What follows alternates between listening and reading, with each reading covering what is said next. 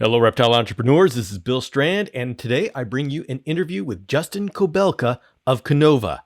Justin's name is synonymous with ball pythons, and he's helped build up that industry. But backing all those gorgeous snakes is a company that's been in the process of building for 20 years. And I wanted to bring Justin on and learn how he took a breeding project in his dorm room and ended up with an international business. Please join me in welcoming Justin Kobylka of Canova to the Reptile Entrepreneur Podcast. Good morning, reptile entrepreneurs. I am here with Justin Kobylka of Canova. And if you're in the ball python industry, you know him well. Justin, welcome to the podcast.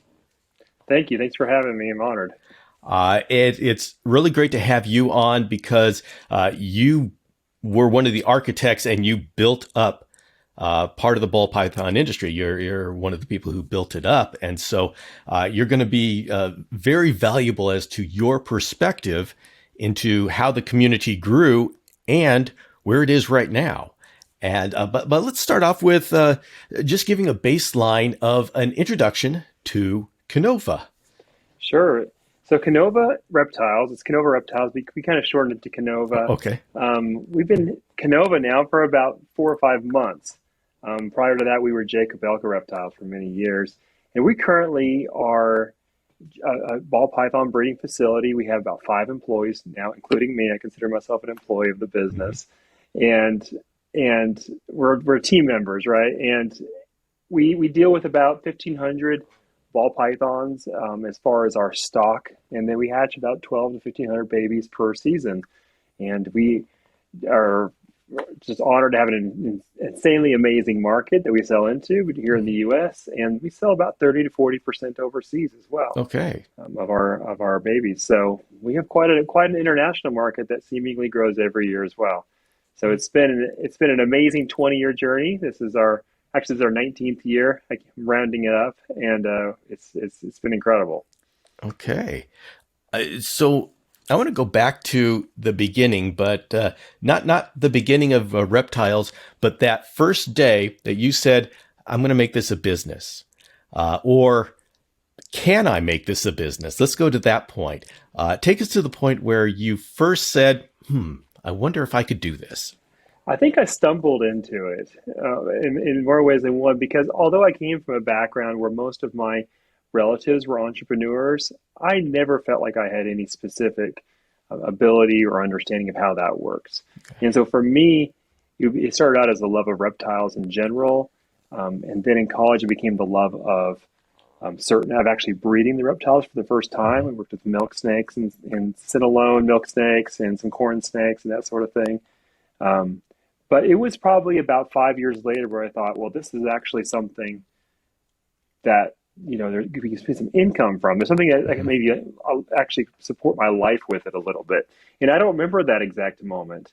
For me, I think I just slowly eased into it and started to realize, like, hey, this is something that if I really put myself forward on, it could continue to grow. Yeah.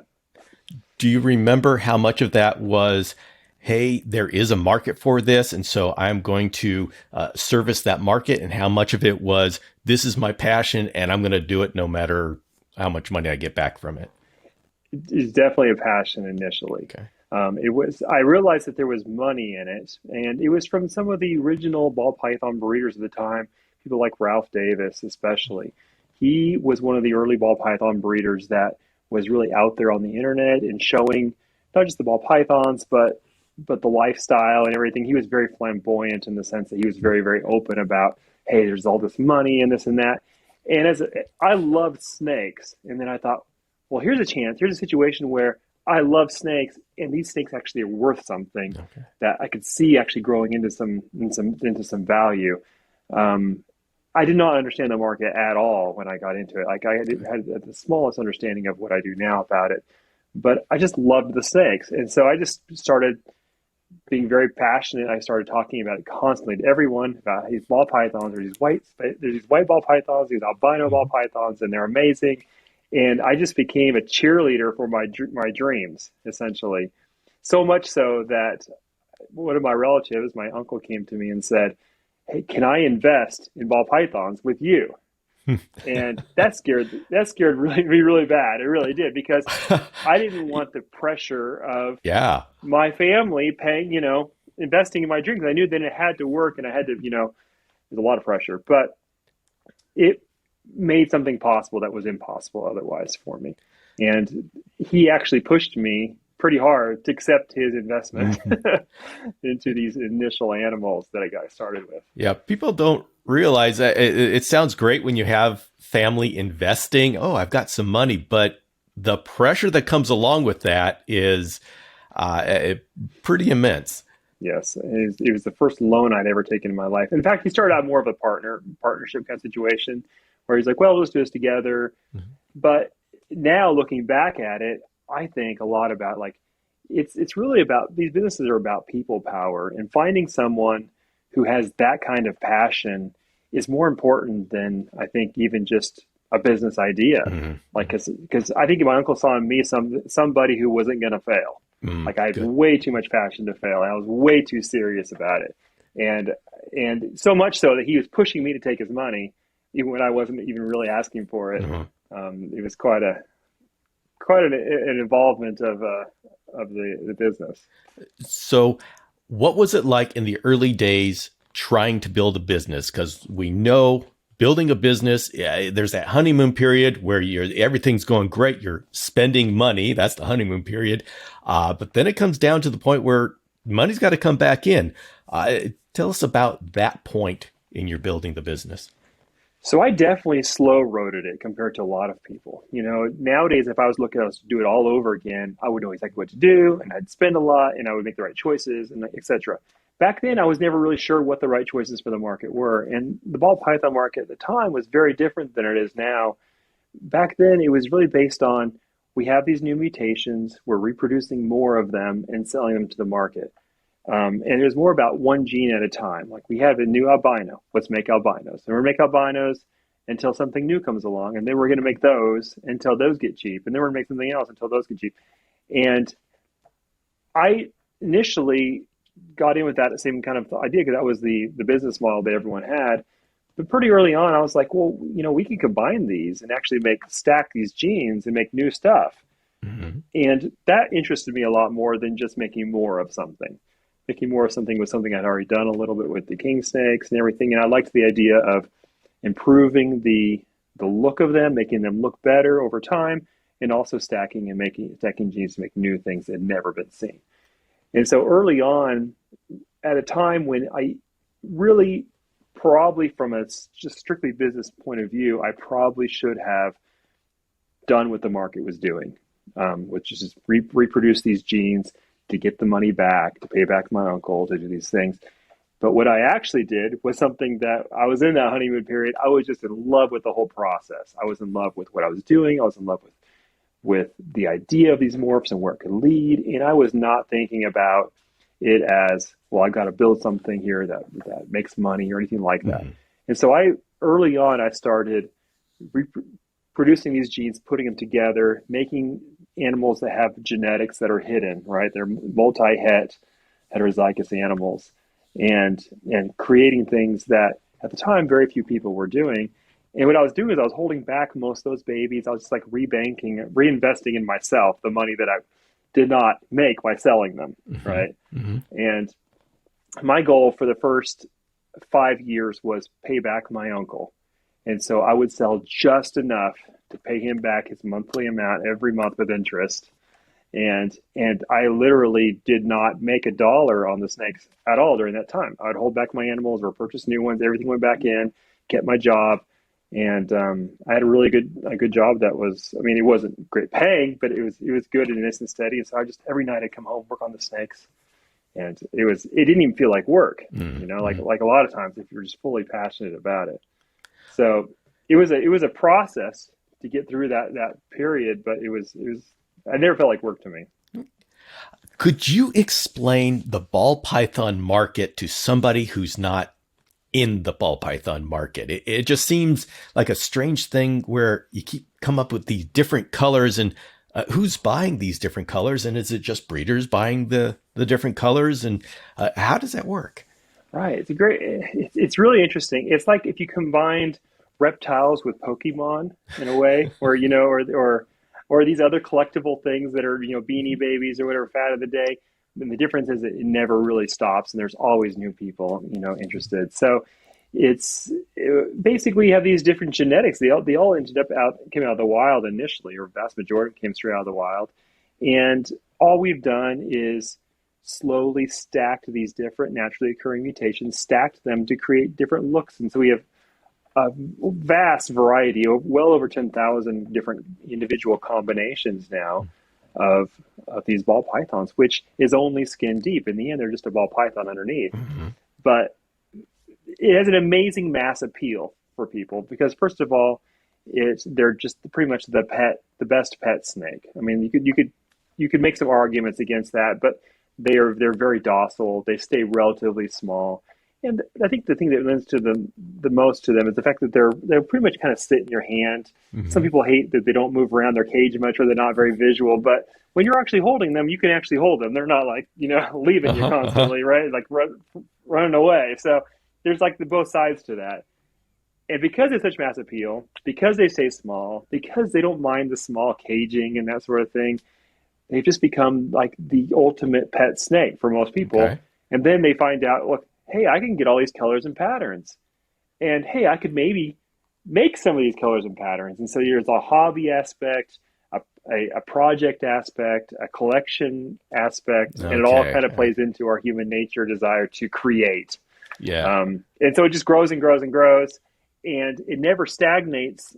So far, at least we're 20 years in, it's never stagnated in the sense that every year, amazingly, they just get better. The combos get brighter and prettier and different. There's always something new. And I think we're still a long ways from finding the edge of what's possible. So in that way, the market, would you say it has stayed the same as far as what drives the market? Yes, in that sense. It just took a few years for people to realize that we're going to run out of single genes just to make money on. That really what's about long-term is just creating these new combos and enjoying them and taking the time it takes. So for those of us who got in very early and started banking a really, really diverse collection of animals with all the different genetics and the ability, it's like having all the paints when you're trying to paint a painting. You have all the paints at your disposal and you start to learn how to use them very well. You become kind of masterful at using them. That's the advantage of coming into the market early. Okay. It's nowadays it's a little harder to jump in because the learning curve is very steep. Like I got in, I learned 5 genes. There's only 5 genes at the time. And I just learned a few every year as they came out, collected a few every year as they came out. But nowadays you get in, there's 150 genetics, recessives and incomplete dominants, and they all interact in different ways. And there's some that are lethal and some that have problems. The vast majority don't. There's just the learning curve is immense. I don't know that I could start over and do as well as I've done if I was getting in right now. It's just a lot to know and a lot to learn. So if somebody was getting in, I mean, conceptually, you would say, okay, if somebody's coming in right now, they can just, if they had the money, they could go and they could buy a bunch of high-end ball pythons and boom, they're set. Next year, they could be sitting at the show right next to you selling supposedly the same quality of ball python. Does that happen, or why does that not happen? No, I deal with people every day who are wanting to do that. Okay. I get to deal with a lot of really high-end buyers and people, or at all levels of the spectrum as far as buyers go. I would say that what I have learned, having dealt with, I would say, several dozen people a year who really want to make this a business and are coming to me for their collections needs to get started. I would say in the end that it really comes down to the person more than anything else. I can just tell pretty soon from talking to them, they have a practicality to them, an understanding of how they want to operate. And I can really tell if someone's going to be successful. Okay. I don't think it's as dependent on the little choices they make as much as the person that they are. Okay. Well, how do you see the market different today than it was 20 years ago? It's amazing now compared to it was 20 years ago. At the beginning, it was interesting and cool, but nobody knew if it was going to last. When I first started investing, people at the shows were being like, I wouldn't spend that kind of money, man. This is going to be all gone in 2 years. This is going to go away. And they were really pushing me not to do it. And I was like, well, it's not my money, and he wants to do this, and so I'm just kind of along for the ride at this point. And but people all through the year, people have been saying it's going to go away. But what's happened instead is that it's just gotten richer and richer as far as what we're doing with the animals. And then more than anything, the market has just become massive across the U.S. You know, it used to be very cottage, the reptile industry, and a lot of infighting between the breeders because we were all trying to sell to each other in the end. There was no real pet market, no secondary market. And so we were like fighting. Oh, I saw him sell it for $20 cheaper than that guy. And then he's trying to undercut me. So I hate him. And like, there's a lot of that going on. But that has eased as people realize, like, yeah, we do sell to each other a bit, but in the end, we're all making animals that are for a wider appeal market, and it's not about individual cutting each other down or anything. We could do this better together, and so now I think it's a much more enjoyable market for anybody coming in compared to how it was then. It was very cutthroat. So where do you see these new customers coming from? Mostly they're coming just directly out of the general public. They're coming out of people who find our YouTube channel, or not even so much mine, sometimes mine, but usually they start with Brian Barczyk or some of these pet tubers, right, that are now have literally millions of subscribers. And they'll kind of stumble onto them. They'll learn a little bit about reptiles. And when they look at their first reptile, they'll look at a corn snake or a ball python or a chameleon or something, and it'll kind of just like trigger. You know how that is when people get their first reptiles, like triggers them. And a certain number of people are going to be like, okay, this is an addiction now. It swallows them up. And so I think most when I deal with new customers, a lot of times they'll say, hey, I watched Brian Barczyk on YouTube, and then I stumbled onto your channel, and then I saw these amazing ball pythons, and now I'm addicted and I want to buy some. All right. So I'm going to take that question and I'm going to expand it to how do you see the entire reptile community as different today than it was 20 years ago? I don't know that I have a great view of the entire community. I just know that like the shows get bigger, the shows get stronger, that the ability to buy captive bred animals now is so much greater. And it's amazing to me, like every year you walk through these shows and you see a new table of somebody who is now making a few animals, not even very many, a few animals in their basement, and it's their business and it's their passion. And now we have all these outlets for animals that you couldn't get captive bred now are captive bred. And not just that, they're higher quality, better looking, better cared for. When I first got into the industry and started going to shows and stuff, you'd be lucky to find a captive bred ball python or a captive bred Burmese python or even a boa. It was all very, very wild caught, very dirty. People who weren't. It's become a very mainstream industry now compared to how it's been. Yeah, and that's happening across the entire reptile community. It's very exciting for those of us who are in the community to be able to deal with such quality now. It's great. Now, you mentioned something before about you can tell a certain type of person how they're going to be as a breeder. And so I'd like to look into what does it take to be a successful breeder in today's reptile market? I don't know that I would try to push people into a box on that, but I just know from my journey what I see in myself and what I see in others that have done pretty well. I see a love of the animals. Definitely, I've never seen anybody who doesn't have a real passion for the animals do well. Doesn't if they come in and be like, hey, there's some money in this, and can I buy these animals, and how much money could I make? As soon as I start asking that question, if I buy these animals, how much money could I make? That tells me right there that I just don't see those people, do very well over the course of 2 to 3 years.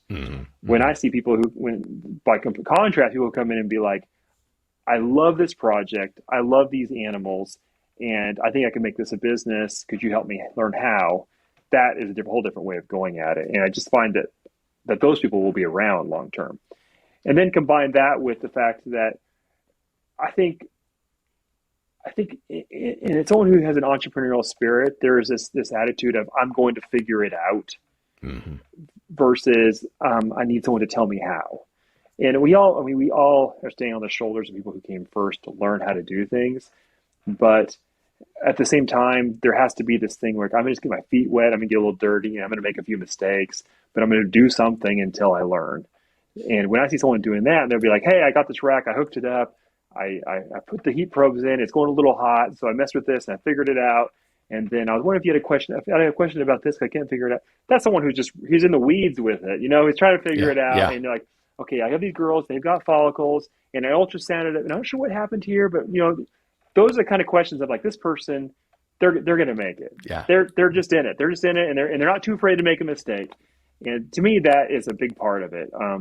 Or people who realize I've gone a little bit of a wrong direction. Like, hey, I got into this project.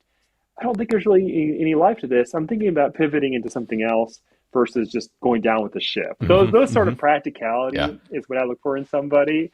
And that's what I recognize in myself. Like, if without that, I don't think I can make it either. It's just that get your feet, get your hands dirty. And I think it's a little harder for people now because there's so much information, the information overload. There may be less encouraged to try it on their own. Mm-hmm. Yeah, it's definitely very intimidating because there's so much out there. Well, let's talk about during your building of your business, were there some points where you didn't know if this was going to work? You didn't know if you were going to continue this? Yes. Most of my doubts came during times of failure. Maybe we'll have an animal that didn't thrive, or a project that worked for a really long time, and I felt like I got really kicked in the butt on it, and I just like didn't know if the thing with the animal care, especially when you have a large collection, is that you it's not even a pun really, because we are in the rat race. We deal with rats every day. It's a rat race in the sense that the animals, they never take a vacation. They always need to be fed, and they always poop, and they always need their waters cleaned. And it's just, you're on this endless treadmill of animal care. And that can get tiring, especially the larger your collection is. You realize, like, people will get into business so they have some freedoms, but animal care, there's only so much freedom you can have when you have all these lives dependent on you. And so for me, even today, I have fantasies about just being like, all the animals are gone, and I can just do whatever I want, and I don't have to think about what they need for, it's like sending your kids off to college. I mean, I know you still have to worry about your kids after they're in college, but you never get to send your animals off to college if you're in the business still, and so there have been times through the years, like, when you get a real, you hatch an amazing animal and it doesn't thrive and it dies. And you're like, I worked for 5 years on that, and I may work for 5 years to get to it again. Mm-hmm. Hey, what am I doing this for? That sort of thing. Those get fewer and fewer far between as you learn how to deal with the difficulties. You're like, every time you feel this down moment, that you had other down moments and things got better, right? As you experience those cycles, you get better. But I think that's the hardest part. It's just the endless cycle of animals. As much as you love it, there'll be times when you just feel like it's getting to you a little bit. Yeah. So during the points of growing a business, there's always there's points where it's time to make a serious decision. And it's like, okay, am I going to grow this business? And if I do, there's a massive investment. There's a moving to a building. There is a huge risk that needs to be taken to get to the next level. Do I want to do it? Tell us about some of those points in your business. Yes. For me, the first major one was hiring my first team member, my first employee. That was a very hard decision to make. It's funny because I'm the business mind between my wife and I, but it's been her encouragement that has got me past these hurdles at every stage. She encouraged me and said, Justin, you can't do it all yourself. If you're going to do this, you're going to have to get help. And she, helped me really make those hard decisions. So the first person I brought in, as an entrepreneur, entrepreneurs are known at being really good at a lot of things. Right, because we have many interests, we have many skills, And so it's hard to bring somebody in and trust them to do something that you're already pretty good at. Mm-hmm. And Mm-hmm. it's often hard to find somebody who's better at you at one of these things, but they're totally out there. And when you start to find them, it frees you. Oh, it's just an amazing experience when you find someone who's better at something than you are and you can trust them. Yeah. Wow. You do that a couple of times and your mind just opens up to the possibilities. Mm-hmm. Like, wow, I would hire 100 of these people if I could find 100 of those people. And it becomes more about how do we find more wonderful people, and not about how, not being, I feel like you got to fight with them over things anymore. Yeah. So hiring the first employee was a very hard decision. The second one was actually quitting my day job and working with the snakes full time. For me, it came, after I had paid off my uncle, so we were about 7 years into the business. And like I said, during that time, I was building a large amount of equity in the business as far as the collection goes, but we weren't bringing any of that home. There's no putting food on the table. And it was after my uncle got paid off and I could breathe for a second, like, well, the only person I owe anything to is myself at this moment, and I can think about, we were at the point where after I was done paying him, we could bring in enough to almost cover our expenses, right? If I quit my other job.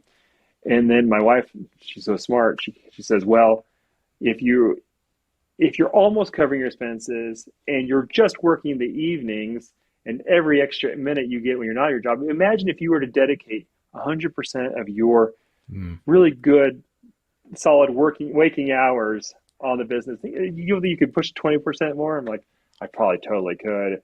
And it's all the best hours, those morning hours when you're awake and you're working. I was giving those all to the other company. And as soon as I quit, like this, I felt the burden I'd thrown off of my uncle's loan was a new burden. Like, I got to support my family now, right? Yeah. And the amount of motivation that gave me was just obscene. I was so motivated. I literally broke it down. I'm like, okay, so here's how much I need to survive. That means I need to make $100. At the time, I think it was like $102 a day is what I had to make in sales somehow, right? To make enough for the month. In order to cover our expenses. And then every day I'd make $110. I'd be like, hey, I won today. I got to make sure I don't lose tomorrow. And then the next day I make $120. I'm like, okay, I'm a little bit ahead now. How can I keep this going forward? It was so motivating. It became a game and it became an amazing thing. But that never would have happened if I hadn't dove off that edge and said, sink or swim. It's time to swim. And for me, as business has gone on, we get to more of those points where it's like sink or swim, and I'd be more and more anxious to dive off because having done it a few times, I know that the good thing's coming. Our first big building we built was another major point like that, where putting a bunch of money into a building, what if it was right in 2008, in fact, I think was when we were doing one of them, and the economy is going I didn't know if people would want ball pythons if the economy went really, really south. I didn't know what would happen. In the end, people love their hobbies no matter what the economy is. That's what we learned. They're kind of recession proof. It seems like these animals are. They're the same no matter what. And then when the pandemic hit, all of a sudden things went through the roof. Right. I was scared to death when the pandemic hit. Yeah, and I was too. I have a business, a caging business, and it just went through the roof. I couldn't keep up with what was going on. But there's one thing that I want to bring out in what you said that's been a common thread through the interviews. It's when your spouse, your partner believes in you and says, yeah, you should do that. There is something about having your partner in life support you and say, I'm willing to go through this with you and do what it takes. That it's an amazing how what you feel and the support you feel, it's like you could do anything. Amen. For sure. All right, Justin, let's just do a little shooting the breeze here. And let's take a scenario of somebody who is passionate about breeding any sort of reptile. And let's talk about what they're going to face when they come into the market. And let's touch on first, And this is not going into anything about ball pythons or any reptile in particular. We're just putting together a scenario here. If we were advising somebody who's coming to you and says, "Hey, I have a passion." So looking at the market, what would you say is a good way to determine if a reptile has a potential for a future as a business? That's a good question. I think that you have to evaluate how easy they are to produce. It's always a big question, and not that hard. If they're hard to produce, it's not necessarily a bad thing because I can hold values really good. But I would question whether or not they're how big the market is. Probably the first question: how big is the market? When how far is it going to trickle down? Are there thousands of people who want this species? Are there dozens of people who want this species? And of those people, how hard are they to keep? Are they going to have success with it on a pet level? Are they only going to be people who are very, very serious, who are able to have success with this species?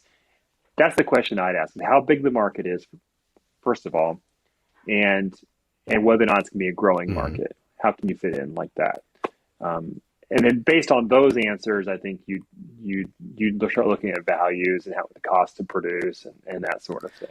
How much did you think that you had to build the ball python market, or did it grow up around you? I think I had a large effect on it, but just one of many. I've come to have one of the largest social media presences and marketing presences in this industry, but I don't want to take the credit because I just don't think that'd be accurate. I look at myself as like one of the biggest cheerleaders for our industry because I'm always trying to make something that inspires everyone to think that, oh wow, that we're not done here. That's always my thought. It's like, what can I make that every year that just makes everybody say, wow, I didn't even think that was possible. And every year we just keep finding something new like that. I don't want it to ever feel stale. I feel like that's my biggest role in this industry. If I look at me as a part of the amount of volume of sales and everything, I think I'm just a tiny sliver of that, of a really big whole. So how do you see the future going for your particular market in ball pythons? Is it just more, what are you developing? Yeah, we're just going to the next, always trying to make it better and better. At any given moment, we have, probably 30 to 40 different individual projects that every year we're like, well, what can we add to this to make it a little bit better? Even if it's just selective breeding, something to make it better. The only way I have to evaluate the future is to look at the past. And what I see in the past is that every year the amount of people who want ball pythons grows. Okay. Every year the amount of people who want to produce ball pythons grows. And every year the demand, we talk a little bit about it as a pyramid scheme in the sense because we have highest value of animals because the combos all the way down. And no matter where people get in there, they're always trying to move up it, right? In some projects, I'm at the very, very, very top, and sometimes I'm not. But as long as more people keep getting involved, then I know that there's going to be just incredible demand for everybody all along the way. It's really neat to see. So another way I evaluate it is that for me, it was the piebald ball python that really lit me on the ball pythons. I actually spent a year in Africa where ball pythons are from, and I didn't think anything of them. I saw them in the wild. I never thought that they would become my lifelong passion at the time. And when I saw a piebald ball python at a reptile show when I came home, I was like, wow, this is amazing. This is something special, and it's such a neat little package. And I fell in love with the idea of it. And I've come to realize that piebald ball pythons specifically are like a gateway drug for people into ball pythons. Okay. And as we've seen piebalds and some of these amazing mutations become less and less expensive and actually start to show up in maybe some pet stores, somewhere a Petco or a PetSmart, I realized that what's happening to me on a tiny scale is now happening to the public on a very large scale. And people are learning about these mutations, and they're being shoehorned into this idea of there's these amazing snakes out there we didn't have no idea about. And then I say, well, if you took a ball python amazing combo and you took it out on the street and you showed 100 people for the public, 50 of them would be go, that's gross, it's a snake, Mm-hmm. right? And 25 people would be like, oh, it's pretty cool, and probably 5 of those 100 would be like, I got to have one of these. That's amazing. It's like the most incredible work of art, and it looks nothing like anything I've ever seen. And like they just gush. If we just took 5 out of every 100 in America, you know how much this market has to grow and how much exposure it still has left. We're barely touching it right now. And it sounds like the ball python is a great first snake pet or reptile pet to get them into the industry. Absolutely. Do you have a sense for how many people of your customers are just interested in a very cool looking pet and how many are wanting to be a breeder? I would say the vast majority of my customers want to be a breeder, but I would say most of them do not want to have a business. Okay. I would say most of them are looking at it as a family project or a personal endeavor or hobby project, which is great. That's what that's the first question I ever ask a customer, and they say, hey, I want your help, figuring out what I want and what to get. And my first question is always, what are your goals? Mm-hmm. Do you want to have a business, or do you want to make an amazing snake for yourself? Do you want to have an amazing experience with your kids, developing something and seeing it grow over, many years? Whatever your goal is, I'm going to try to, lead you the right way and get you the right animals for that. Okay. And how many of these people end up getting sucked in and can't get away from ball pythons because they're so darn cool to work with? I would say most of them. I don't know, because I think a lot of people, I deal with them once, but then they deal with many other breeders many times, and I don't know what happens, But all the time we have people who say, my kid wanted a 1-ball python, and now we have 30 in our basement, and we love it, and the whole family is just crazy about them, and it definitely escalates for sure. Okay. Well, I have one last question that's from a chameleon guy. That's me. That has only seen ball pythons, and so I don't know much about the actual market. But how is the health concern with all of this breeding? Yeah, they're very, very, seemingly there's not a lot of issues. There's several interactions of genetics that we've learned we can't do. Okay. Like one mutation doesn't play nice with another mutation. But for the most part, they're very, very, we've not had any real issues with mutations like somehow degrading the lifespan or the health of the animals. We've not really seen that. We just learned like, well, you can't do this. That's not the right thing. And we're talking about maybe of the whole range of possibilities, maybe 3 to 5%, or like we would stay away from this little area, this zone. We try to avoid inbreeding and all that, but at the same time, we haven't seen that there's a big price to be paid for that as well. They seem to be very tolerant of that. They're really the kind of animal that anybody can come in without a lot of knowledge of every interaction and probably not run into any major problems. All right, Justin, in closing this up, do you have any other thoughts about being an entrepreneur in the reptile market? Absolutely. So for me, I think it's about letting that entrepreneurial mind be interested in knowing everything there is to know about it. And so for me, that took a form of, I started really absorbing lots of books. Whenever I run into something, I don't really know what to do in this situation, or I don't know how to think about this financial world that we're moving into, or I don't know what this is. For me, I started listening to like all these amazing books, like Rich Dad, Poor Dad was one of my amazing series that just transformed how I felt, how I understood business, right? Or how I understood life and financial things. Okay. And as an entrepreneur, you can never separate your love for the animals from the actual business of doing it. And I tell you this all the time. If you don't love the animals, you're not going to succeed. If you don't understand and love the financial side, you're not going to succeed. You have to have an inquiring mind. And for me, I listen to or read pretty much at least one or two books a month, if not more. And I'll listen to the same books over and over again. And as I learn, I get something different from each time. And that's just how my mind works. And I don't think I could have made it without those resources of people who've gone before. And they don't have to be in our business, because the same sort of things apply. Yeah. All right, Justin, I want to thank you so much for coming on and sharing your insight, perspective, and a little bit of history.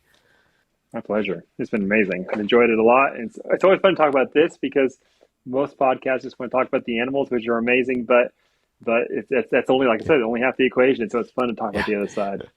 All right. Let's see you. Thank you. Thank you, Justin, for your insight and perspective into the reptile community, past, present, and future. And to the listeners, we've been given a view into one man's journey to turn his passion into a full-time business.